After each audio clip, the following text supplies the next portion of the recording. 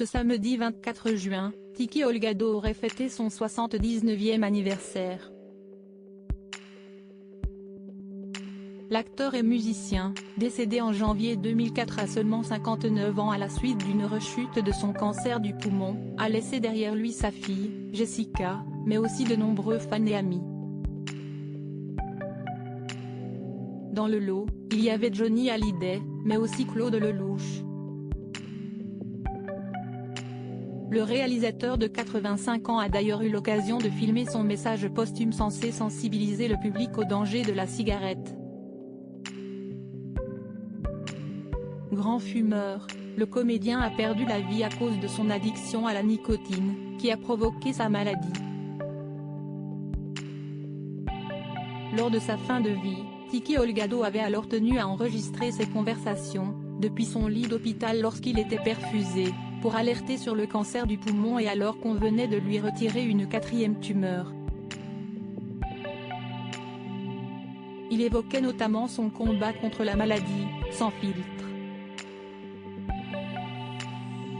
La première, on me l'a enlevé il y a 12 ans.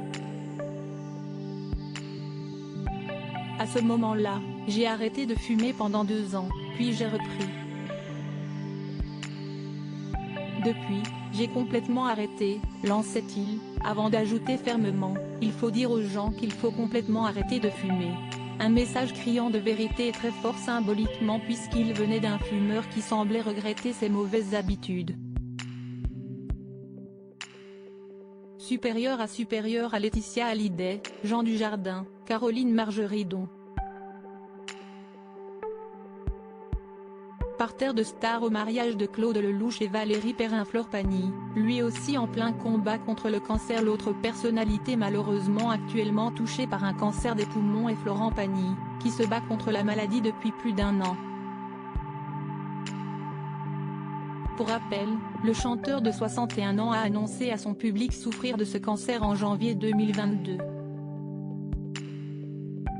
Il avait alors dû annuler sa tournée d'anniversaire. En mars dernier, l'artiste expliquait vivre une récidive de la maladie, dans le cadre de l'émission 7 à 8 diffusée sur TF1. Depuis, il enchaîne les chimiothérapies et couple cela avec de l'immunothérapie pour tenter d'en venir à bout.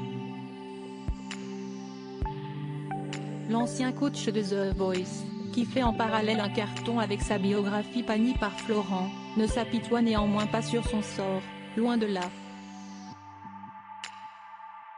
Dans les colonnes de Libération, le 13 juin, il estimait que l'épreuve qu'il traverse est une chance, à savoir de vivre pleinement sa vie et de se rendre compte de sa valeur.